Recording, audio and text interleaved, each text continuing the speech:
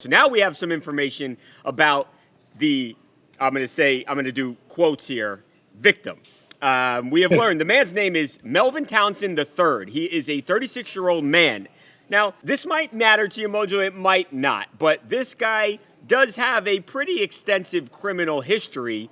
Actually, had two different stints where he was behind bars. One time did actually 20 months. Another stint in prison, he did 15 months.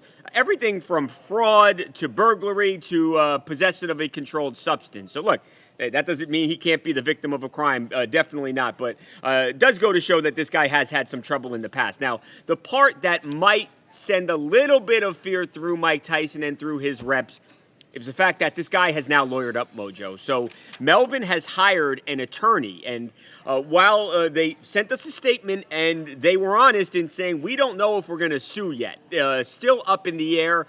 The attorney told us that his client, that Melvin, is still very shaken up by what happened. They did provide a statement, though. Here's their version of what happened. Remember, Mike said a water bottle was thrown at him and then the fight kicked off after this guy was harassing him. Our client is a big Mike Tyson fan. When Mike Tyson first boarded the plane, he became overly excited. At first, their interaction was cordial. At a certain point, Mr. Tyson clearly became agitated by an overly excited fan and began to strike him in an excessive manner. This situation could have been avoided simply by contacting the flight attendant. Our client denies throwing a water bottle prior to being struck by Mr. Tyson. To state the obvious, as one of the greatest fighters of all time, Mr. Tyson should have exercised greater restraint before using his hands on an overly excited fan. So they are admitting that he was overexcited, he was over the top, but they do deny the water bottle being thrown, which in my mind is pretty significant here because I think the water bottle took it from a situation where we're just talking about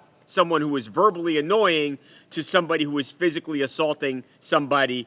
Yes, not with their hands, but with an object. Absolutely. That's got to be the X factor in this equation. Like you said, it goes from words to physical action, in which case you might be entitled to defending yourself physically because, you know, the interaction began physically on the other guy's end. So as far as your earlier point about does it change my opinion, yeah.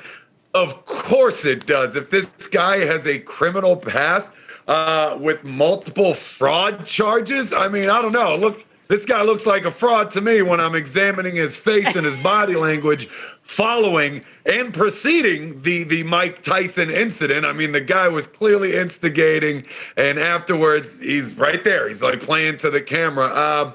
But like you said, they got Matt Morgan of the case. Morgan and Morgan, you see the billboards everywhere. Shout out to my homie Dan Morgan right here in Orlando, Florida. This is concerning for Mr. Tyson. They went out and they got the most popular law firm in the country. So they bring up a good point with what they said about, you know, yeah, it's an overly zealous fan. Maybe you should contact the flight attendant rather than throwing hands and handling it yourself. So curious to see how this one plays out in court.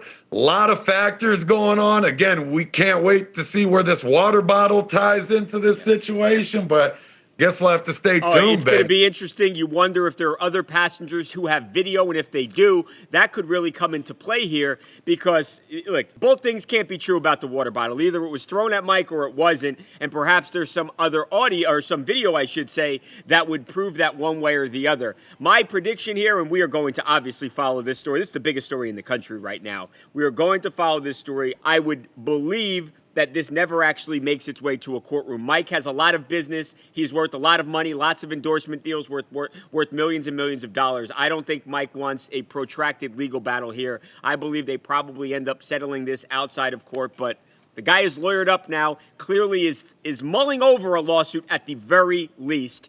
Going to be interesting to see what happens.